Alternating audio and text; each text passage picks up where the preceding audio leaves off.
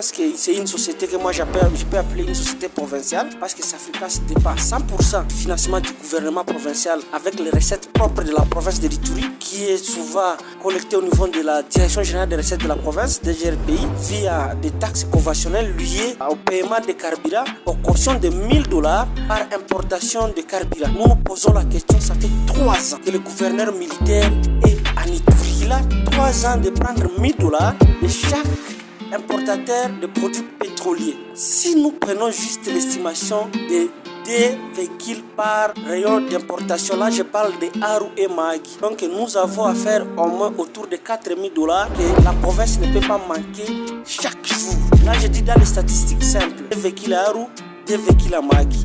Ça fait combien? $4000 chaque jour. Vous prenez ça pendant 3 ans, qui fait 36 mois. Vous comprenez? Quel est le montant qui peut donner par rapport à ça?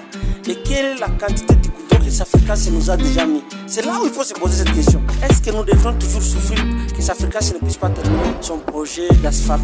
Voilà un peu la question. Deuxième aspect, il y a l'entreprise qu'on appelle Mogabao, un financement du gouvernement central que la population n'a pas toujours distingué la province et le niveau central. Le budget de Mogabao est structuré au ministère des Finances, au ministère du Budget, au ministère de l'Économie qui se mettent ensemble pour voir la capacité de que l'Ituri produit au niveau national. On rétrocède cet argent-là dans le cadre de développement où on donne à Mogabao tous les moyens possibles. Chose étonnante et très grave. Vous trouverez que ces routes qui sont en train d'asphalter en vitesse supérieure, moi je me pose la question, ce sont des routes où on met au sacrifice d'un gouverneur civil qui reviendra pour réhabiliter ça. Pourquoi j'ai dit ça? Il suffit seulement qu'il plaît juste 10 minutes après la pluie, passer sur les chaussées. Vous allez trouver qu'il y a de l'eau qui traîne sur les chaussées.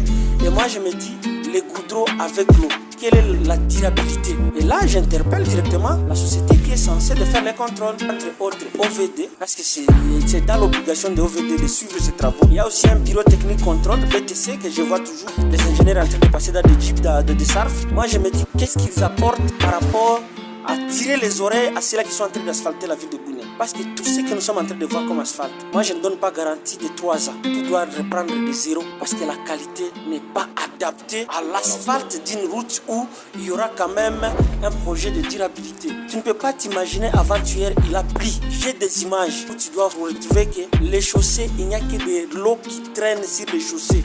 Et l'eau quand ça traîne,